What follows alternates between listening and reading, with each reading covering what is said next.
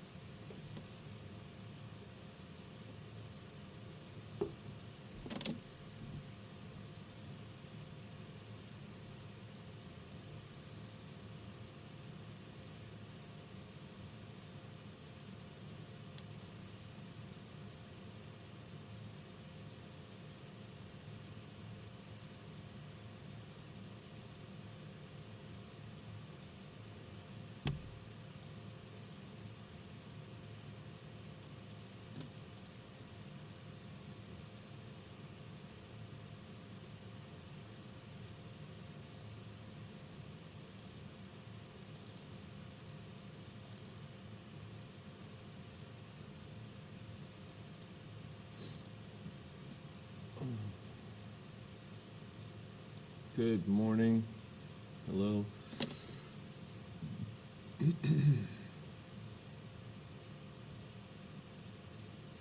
Happy Thursday. Good morning, Nicole.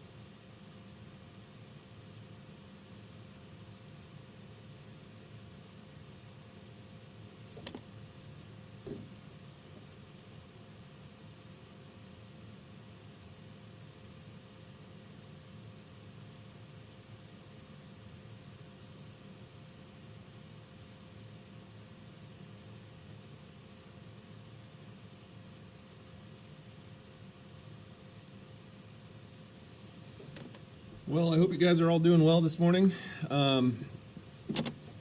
Decided not to wear a tie today. I'm just tired and dressed down a little bit, so I'm wearing my Eastville shirt. We are going to continue with the French Revolution, so I'll just pop this over.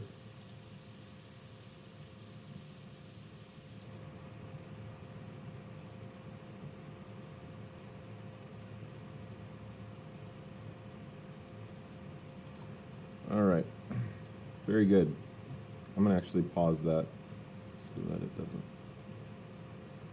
stream. Good morning there, Jason. Thanks so much for joining us this morning. So we're back on the French Revolution. Shoot, I have to keep my voice down. Otherwise I'm gonna lose my voice.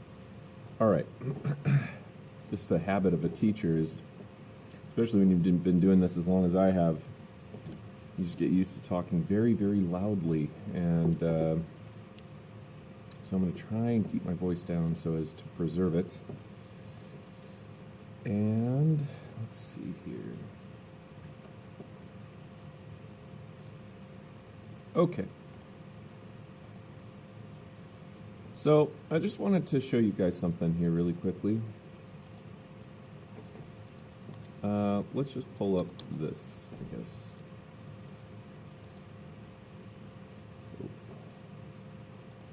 All right.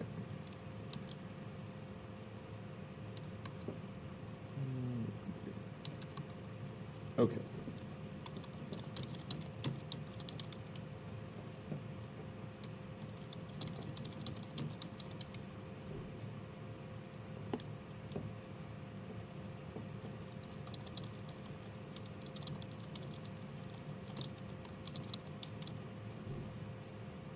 So the first thing that I wanted to point out to you guys is this, and it's one of the things that makes the French Revolution somewhat difficult to understand comparative to the American Revolution. So when we talked about the American Revolution, really there's only two iterations or versions of government, okay? So in the American Revolution, we start off with something called the Articles of Confederation. And the Articles of Confederation are the first, it's the first blueprint, I guess, that is used by the Americans after they break away from Britain. But the Articles of Confederation had some problems with them. And so within the first, within the first about 7 or 8 years of the Americans gaining their independence, it became clear that the Articles of Confederation weren't going to work very well. And so what they did was they went back to the drawing board and they came up with a brand new constitution, which is the one that we have right now. So, the American Revolution is pretty clean in that way, right? The American Revolution, we start off as colonies of Britain. We break away. We establish the Articles of Confederation. We realize they've got some issues with them. We go back to the drawing board. We write the Constitution. And the Constitution has been the blueprint for our government ever since, okay? The French Revolution, one of the things that makes it difficult to understand is that the French Revolution starts off, you've got the Third Estate at the Estates General meeting, okay? Good morning, Angie. Thanks for joining us. Okay? At the Estates General meeting, the Third Estate changes their name to the National Assembly. Okay? This was meant to be temporary to create a permanent constitutional monarchy in France. Okay? So, that's the second one. The National Assembly lasts for about, 2 years until they come up with the new Constitution. At that point, they dissolve the National Assembly and they create the Legislative Assembly. This was meant to be the solution, okay, the permanent solution. But it also doesn't last. And what we're going to get into today as we move forward is that the Legislative Assembly ends up having some difficulties that I alluded to last class, talking about how the Legislative Assembly was trying to resolve a bunch of these problems with France, like debt, and now they've got wars going on and so on. The Legislative Assembly has some problems handling those issues, and there ends up being, as we'll learn today, this period of time that breaks out in France called the Terror, and the Legislative Assembly, okay, the Legislative Assembly dissolves, and there's a new one, a new government again. Now we're already on the third new government inside of about 3 years, and that one is known as the National Convention. And the National Convention lasts for about 3 years during a period of time known as the Reign of Terror. Okay. After the Reign of Terror subsides, they dissolve the National Convention, and skipping ahead a little bit in the story where we haven't gotten to yet, they create a new government called the Directory. Okay? This is pre-Napoleon. All right? Then the Directory lasts until about 1799, and we have a new government called the First Consulate under Napoleon. All right? Then, also, here, I'm going to bring down the size of these a little bit. And then, after that, let's do this. Page layout, margins, narrow. Okay, now we're good. Then after that, Napoleon establishes the French Empire, also under Napoleon. okay? And that lasts until 1815, basically. All right? So one of the things that makes the French Revolution tricky compared to the American Revolution is the American Revolution, we just have these two iterations of government. The French Revolution is messier. Okay, it starts off with the third, I keep on talking so loud. It starts off with the third estate, and then it goes to the National Assembly, which was always meant to be temporary. Then they come up with the Legislative Assembly. That's where we left off last class. After the Legislative Assembly, it turns into the National Convention. After the National Convention, the French government turns into the Directory. After the Directory, the French government turns into the First Consulate under Napoleon.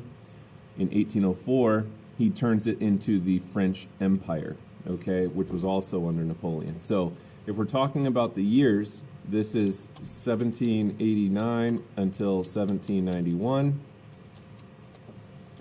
This is 1791 to 1792. This is 1792 to 1794/5-ish, okay? The Directory lasts from 1795 to 1799. The First Consulate lasts from 1799 to 1804. And then this lasts from 1804 until 1815. All right? So this gives you an idea of some of the immense changes that France is going to be going through at this time. They're going to go through a bunch of different periods throughout the French Revolution where the government goes through different phases. And I wanted to make sure that I pointed this out to you because without maybe like deliberately taking a minute to put this all into order for you, it would be difficult to keep track of all the times that the French government changes during the French Revolution. So we already talked about how last class, all right, after the Legislative Assembly is developed and they force the king to sign it, we saw some divisions develop between leftists who were radicals who sat on the left side of the hall. They wanted major changes to everything. We saw moderates in the center who wanted some changes. We saw people on the right who were more conservative and wanted to keep a limited monarchy, and they wanted fewer changes. We also talked about how during this time, other nations like Prussia and Austria in particular, which have absolute monarchies, the way that France did before the revolution started, they don't want to see France turn into a Republican-style government. They're very concerned that the revolution that's happening in France could spread outside of France's borders into their own countries, right? And so what we see happen on August 10th of 1792 is something, the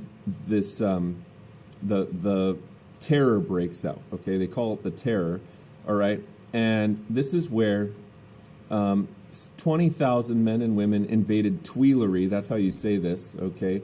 Tuileries, which was the palace that the royal family was staying in after they were taken by the fearsome fish ladies from Versailles, okay? And the mob ended up massacring royal guards, imprisoning the royal family. Now they're being kept in a prison, in a dungeon. They were already on house arrest at Tuileries Palace, but after 1792, after the king attempted to escape, the king lost all of his faith in the people. And French troops that were defending Paris at that time were sent off to help other troops who were fighting on the front lines against the invading Austrians and Prussians, who were going to try to subdue this revolt in France to preserve absolutism in Europe. And there's a bunch of rumors, once again, that start spreading around France of royalist prisoners who were in support of the king because they had been imprisoning the king's supporters. There was rumors that the royalist prisoners would break out and take control, and those rumors start to spread around Paris, and people start freaking out. Okay, these rumors lead people into upright or downright chaos once again in France in 1792. So we're now 3 years into the revolution, but it seems not to be cooling off very much. And this new government that they just put into place literally less than a year earlier is seemingly having some difficulties handling all of these uprisings and riots and rebellions in the city of Paris. Things get worse. After these rumors start spreading around, there are some massacres that happen in early September of 1792, where angry and fearful people of Paris start taking the law into their own hands, and we have a bunch of rioting and looting and a bunch of crazy things going on, and they start. Don't worry about that, Arnav. As long as you hand it in, I'll know exactly what it's for. Okay, so you'll be good. They start raiding prisons. They start murdering thousands of former First and Second Estate people, nobles, priests, even royalists who were just in support of the king. And basically under pressure from those radicals, remember we talked about the radicals who were in the left side of the hall, okay, the radicals start to make up a larger number of people in the Legislative Assembly. Okay, so under pressure from radicals and its members in what was known as the Jacobin Club, okay, the Jacobins were the radicals in the Legislative Assembly, and the Legislative Assembly sets aside the Constitution of 1791. So they basically, as I said, going back to this is where we're seeing in 1792, September of 1792, they set aside the Legislative Assembly, they dissolve it, and what is going to replace that is going to be known as a new government called the National Convention, which is sometimes called the Reign of Terror. All right? They declare the king deposed. In other words, the king is no longer legitimate. And the Legislative Assembly completely dissolves, and they call for the election of a new legislature. So here's where we see the National Convention come in. A brand new government. Again, the National Convention takes office for the first time September 21st, 1792. And they abolish the monarchy, they get rid of it completely, they declare France a republic. And this is a very similar path that England went through when they went through their English Civil War with Oliver Cromwell, and they beheaded their king and stuff like that. We talked about all that a couple units ago, all right? Back in Unit 1. This is now happening in France 120 years later, 140 years later. All right, all adult male citizens were granted the right to vote and hold office, and this radical political organization known as the Jacobin Club is who ends up taking control of government. Okay, so think of it as like a political party almost. Okay, it's kind of like a political party, but it's a really radical political party. All right, it's a political party where the members of that party want to make the most sweeping changes to France. Now, the other part that happens during this time is that there's this guy who plays an unusual role in the history of France. His name is Jean-Paul Marat, is how you say his name. Jean-Paul Marat. It's like a French name. So Jean-Paul Marat is this editor of a paper, and he calls for all the king's supporters to be killed. All right, he's this, Jean-Paul Marat is this guy who was kind of this unsuccessful dude. He had this horrible skin condition. He's truly kind of this angry, inflammatory figure in the French Revolution who has this paper called The People's Friend. The People's Friend. And Jean-Paul Marat, like the Jacobins, is a radical. He's not in the Jacobin Club. He supports the Jacobin Club. And he has this newspaper that he puts out. And in this newspaper, he's calling out a whole bunch of people who are suspected to be in favor of the king and against the revolutionary government of the National Convention. All right?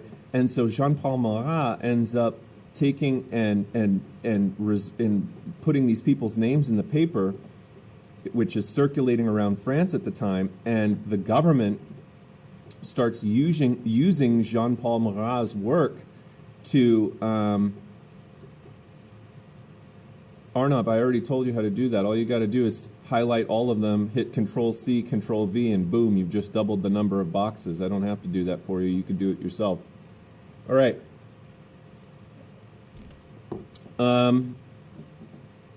So Jean-Paul Marat starts calling these people out, and these people are brought before the government, and they're not even given like a fair trial.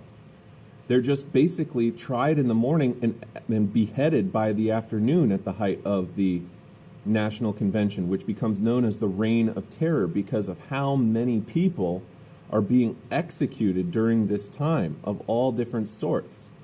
Okay? So this is where we see the death of Louis the 16th. Louis the 16th was put on trial by the National Convention. Okay? And they find him guilty. And by a very close vote, they end up sentencing him to death by way of guillotine. So on January 21st, in the middle of winter in France, 1793, Louis the 16th is beheaded. Okay? And it's really kind of a sad affair because France has just killed its king. Louis the 16th was not a good king. Did he deserve to lose his life? I don't know. The radicals in France at the time certainly thought so because they thought that the only way that France could move forward was with the death of a king. And they wanted to establish a permanent republic. This is really, really, really radical. Now, in our government, we already had a republic by this point. By 1793 in the United States, we already had developed a republican-style government. And remember, we learned what republics are. They're the kind of democracy where you vote on representatives to go and make laws for you. And that's the kind of government that they were trying to establish in France. But what you guys have to understand is that, you know, France doesn't have a history of republican-style government. This is the first time ever, after hundreds and hundreds and hundreds of years of having an absolute monarchy in place in France. This is the first time that France is trying out a brand new style of government, and that means that it's going to be really, really, really radical. And I want to remind you, nowhere else in Europe had a republic either. So when other places see what's happening in France, they are freaking out because there's much concern that these republican ideals from the Enlightenment will inspire revolutions in other places. So this war against Austria and Prussia only continues to get worse when Great Britain, Holland, and Spain join in. So now France is fighting against 5 foreign European powers, including the most powerful of them all at the time, which was Great Britain. All right, and it's all in the name of establishing a republican-style government in France. And here's Louis the 16th before he was executed, okay? And you can see here, it's a cold winter day in France. The king, Louis the 16th, is right here. And afterwards, they held up his head as was custom, and they beheaded him. You can still see his body laying here on the guillotine rack. And the guillotine, for those of you that have never seen one before, that's what this is. You can see this giant angled blade up here. And they basically pull this string. It releases the blade. It comes thundering down, and it beheads the person immediately. And the reason that they use this now in modern day times, if we used the guillotine, it would seem extremely gruesome. It would seem like a cruel or unusual punishment, most likely, because it seems inhumane to use a giant apparatus like this to behead someone. But believe it or not, in France at the time, they thought it was the most dignified death that a person could receive. There's very little chance for there to be botched executions, like with an axe. Arnav, the significance of the term is, why is it important? How or why is this term important to what we're learning? So there's the definition, which is the who, what, where, when, and then there's the application or the significance, which is the how or why it's significant. Why are we learning about it? How does it fit into the story? All right? And so they held his head up, and everybody in the audience here cheered. At this time, Marie Antoinette and the rest of the royal family, including Louis XVI's kids, were being held in prisons nearby. They could hear the crowd's reaction to the execution of Louis XVI. And it's at that point that the Jacobins call for a draft. Everyone between 18 and 40 is called to fight for the army. The Jacobins have enemies inside and outside of France. So they're fighting against the British, they're fighting against the Prussians, they're fighting against the Austrians, they're fighting against the Spanish, they're fighting against the Dutch. All right? But they also have enemies inside France, including former members of the First Estate, the priests, the nobles, okay, of the Second Estate.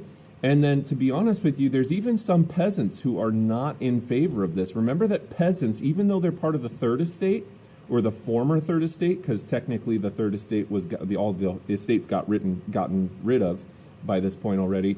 But peasants who used to be part of the Third Estate start to be questioning of the moves that the government is making in France, because this is going to be too radical for them.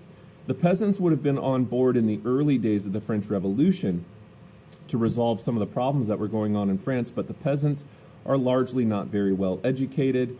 And they're also very, very conservative and religious. And so what we're seeing here is this radical government that's being put into place is pretty concerned with the peasants' reactions, because the peasants are, I should say it's the opposite way around. The peasants are very concerned with this government because the government has the potential to put in some laws that could be really, really radical, really heavy changes that the peasants are not going to be comfortable with. Now, the leader of the Jacobin Party was a guy named Maximilien Robespierre, and these radical Jacobins, under the leadership of Maximilien Robespierre, end up gaining a bunch of power, and they want to erase all of France's past.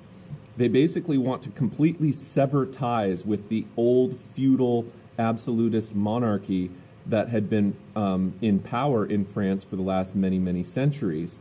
And Maximilien Robespierre, originally, what's ironic about Maximilien Robespierre is that he's this Enlightenment thinker. He's a very well-educated man. He's a lawyer. He's also, though, a radical and a Jacobin leader, and he wants to see these radical changes put in place. And when he first starts off as a student of the Enlightenment, he had read some of the pieces that we learned about, including those pieces by César Beccaria, who was against cruel and unusual forms of punishment, like, for example, the guillotine. He was also against capital death, capital murder, the death penalty. Okay, he didn't think, remember that César Beccaria thought that the death penalty should not be used. And when he first comes to power, Maximilien Robespierre shared that view.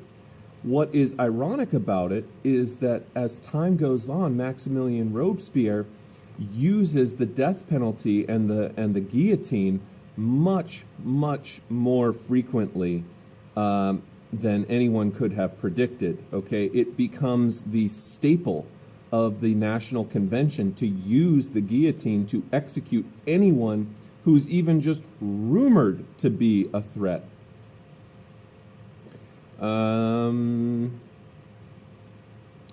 Okay. Is it closed now? 1 second. I'll just extend it out. Angie, and maybe Arnav too, because both of you seemingly are having issues here, I'll extend the submission to the end of class here, so just hand it in by the end of class. Okay, edit. We have to go down here, and we'll put 9 a.m. Save. Okay, so just, yeah, if you didn't hand in your document yet, just hand it in right now, and then you should be fine. Okay. Arnav, you're killing me, you know that, right? You know you're killing me? All right. I'll make it 10. I expect a very nice holiday gift.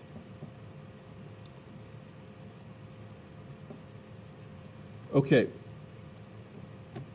So, Maximilien Robespierre, he makes huge changes to France's government. He becomes basically a dictator. He's very similar in some ways to, yeah, I definitely don't need Gucci flip-flops.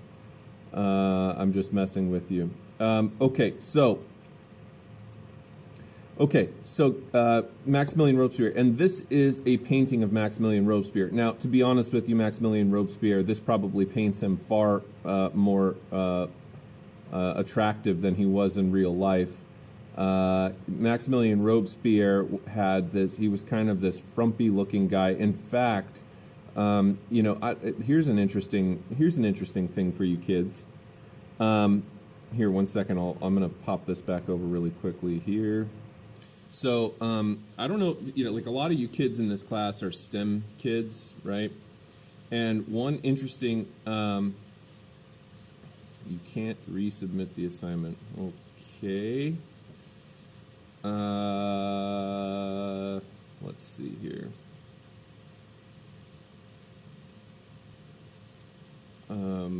Okay. Here we go. You should be able to now. Okay. So, one of the cool ways in which, we don't often think of STEM and history as necessarily crossing paths that often, right? We think of history as being kind of this older subject, and STEM is this new field, and you're studying science and math and other things like that. The truth of the matter is that there's a whole lot of science in history. Okay, in particular, when you're doing like archaeological studies, when you're looking at scientific explanations for historical events and stuff. To be honest with you, there's a whole lot of common ground between science and history. To be honest with you, I didn't get a Bachelor of Arts in history. I got a Bachelor of Science in history, which is an actual degree, believe it or not. It focuses on the more scientific elements of studying history, and then I have a master's in history as well, a Master of Arts in history. But the thing about what I was going to tell you with pertaining to Maximilian Robespierre, one really cool avenue that has developed in recent years is using science, technology, and computers to make extraordinarily accurate busts, okay? Very lifelike, forensically developed head, like model heads, okay? Including all the facial features and everything else of a number of historical figures. And they have done this for a lot of people. And one of the people that they did this for was Maximilian Robespierre. So if you want to see, according to science, right, how this historical figure looked, what we'll do here is we'll just pull this up really quickly. You can type in Maximilian Robespierre and like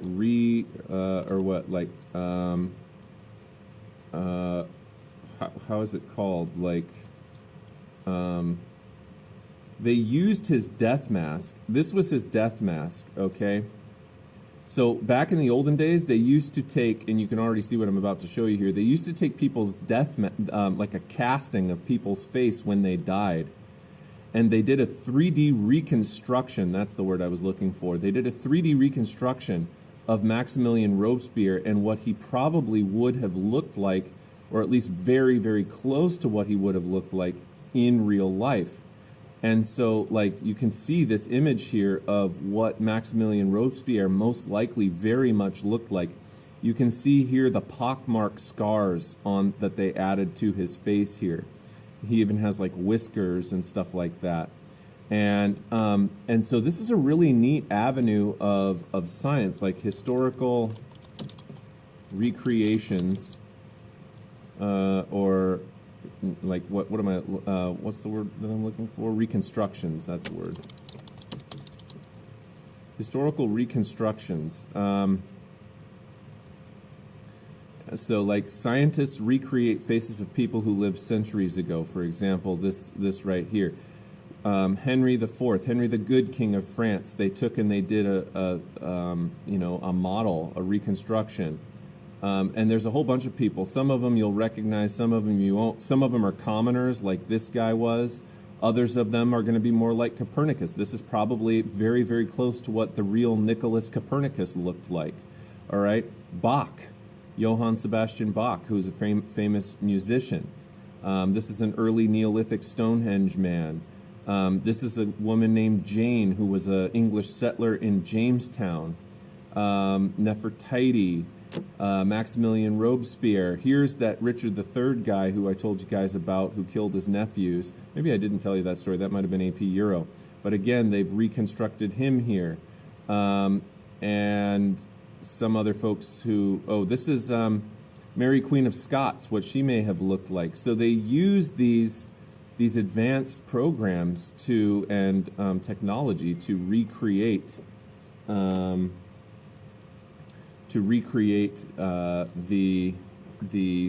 faces of these people who have been long dead now for a long time. Anyway, I just thought that I would share that with you because it's pretty cool, and it's kind of a neat way in which the STEM Academy crosses the bridge over into the study of history. So what are some of the changes that Robespierre makes? Well, the number one change that he makes, remember, he's trying to sever all ties from the past. And so he closes all the churches down in France. He goes through this huge process to try to de-Christianize France. Remember, Robespierre is an Enlightenment thinker. And because he's an Enlightenment thinker, he's going to have some harsh views against religion, because the Enlightenment was about questioning the church, getting people to think for themselves, not having the church think for you, using reason, not just belief, okay? Understanding the scientific explanation of things, not just the divine explanation of things, of God punishing people by, plagues and other things like that. So Robespierre is trying to change France, and he closes all the churches in France, and that's going to really upset peasants. They're not going to be on board with that idea. He also rewrites the entire calendar. He renames the months. So this becomes known as the Revolutionary Calendar of France, and they used it for quite some time. He rewrote the entire calendar so that there were 10 days a week, so that people would forget what day Sunday was, so that they wouldn't keep practicing, because now the new revolutionary calendar was in place. Robespierre also became the leader of something known as the Committee of Public Safety. The Committee of Public Safety was a small group of high-ranking Jacobins, high-ranking radicals in the National Convention, who began something known as the Reign of Terror by executing anyone who was a perceived threat to the revolution. And it didn't take much to become accused of it. You could just be not enthusiastic enough about the French Revolution, and it could have gotten you into hot water with the Reign of Terror.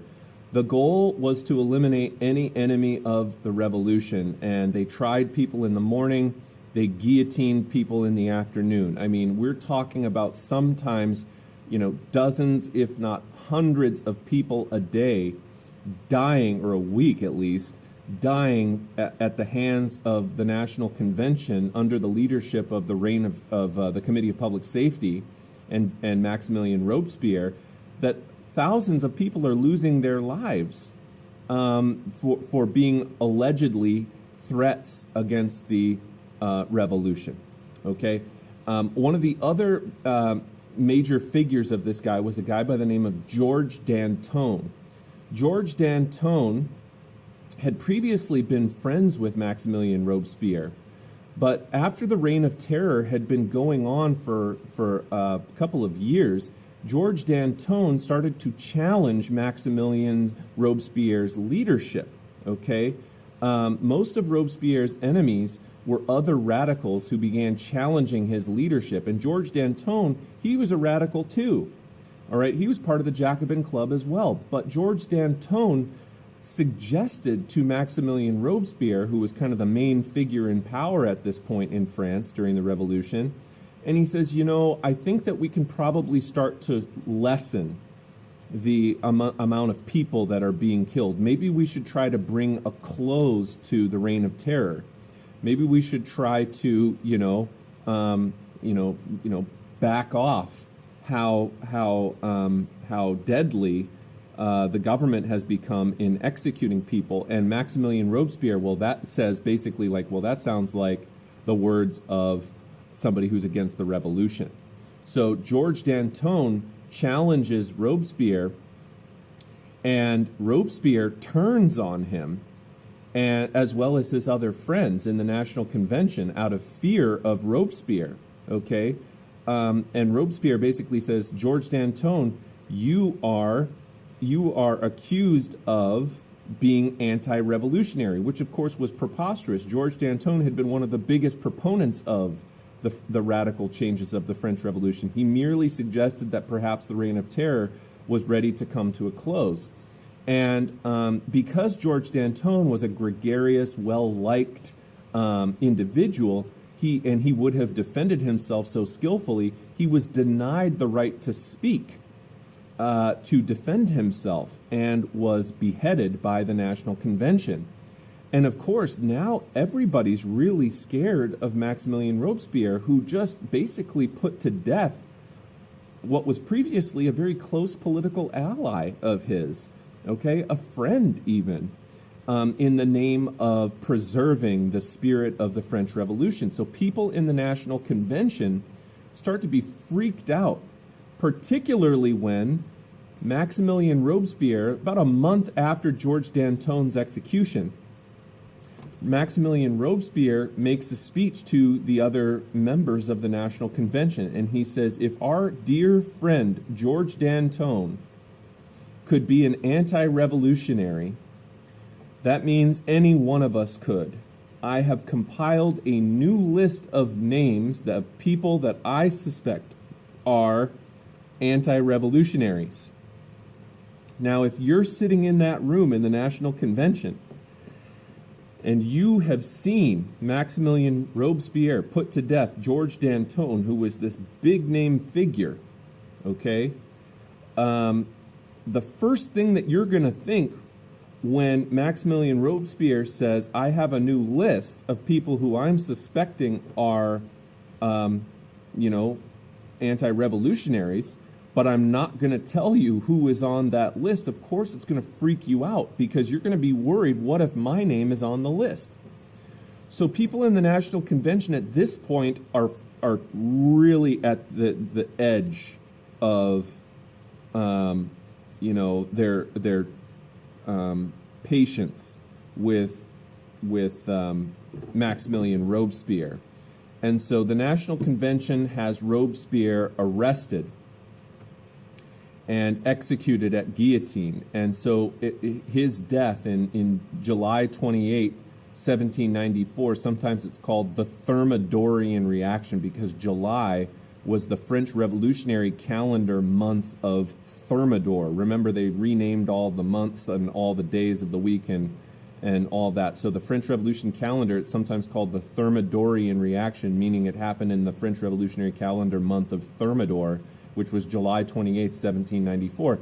But the reason they do this, people are just tired of the terror. They were tired of Maximilien Robespierre. They were sick of being afraid all the time. There's only so long where people, can tolerate that level of fear before they start to fight back against it. And so what happens after that is moderates in the National Convention start drafting yet another plan of government going back to here. Remember, in 1794, the death of Maximilien Robespierre, and they take some time and come up with a new government called the Directory, and that's the one that they're going to start working on here. And this new government called the Directory was a two-house legislature, very similar to Congress or Parliament over in England. Two houses, meaning like we have the House of Representatives and we have the Senate. England has the House of Commons and the House of Lords. They were going to try and do that same thing.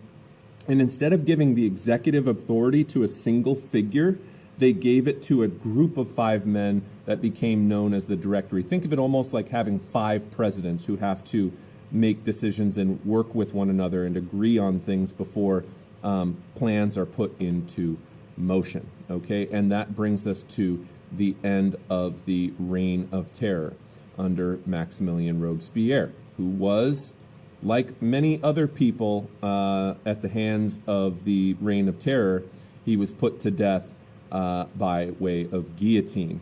So, that brings us to where I want to leave off for today's lecture. The reason being that I have a somewhat fun assignment for you to watch a documentary and answer some questions. So I'm going to give you time to get started on that for the rest of your class today. You won't be able to finish it by the time that 9 o'clock rolls around, but there's going to be a documentary, and then this will be put up onto Schoology in just a couple of minutes, onto Canvas in just a couple of minutes here. And there will be some questions that go along with the documentary that I'd like you to respond to as you watch it.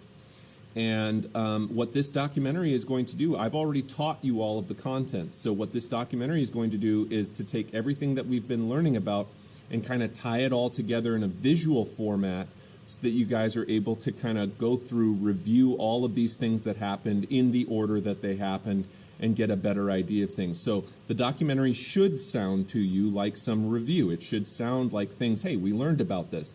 That's by intention. That's by design. I didn't want to show you the documentary without going through all of this stuff and lecturing on it, so that now when you watch it, you got some understandings to work with, and this documentary is hopefully going to help you solidify some of those. When is it due? Because we don't have school tomorrow, the questions for the documentary will be due on Tuesday, okay? So that'll be the assignment that will be due for Tuesday. And you'll have today, tomorrow, Saturday, Sunday, Monday to watch that documentary. It's just free. It's on YouTube. And answer those questions, submit them, and get those submitted by the time that we come to class on Tuesday morning, which is 7:40 in the morning. So, folks, thank you so much for tuning in today. After this part of the unit, we then transition into the second part of the French Revolution, which is talking all about Napoleon Bonaparte. So that's where we're headed next week, but do watch that documentary, answer the questions, hand it in, and have a great weekend, everybody.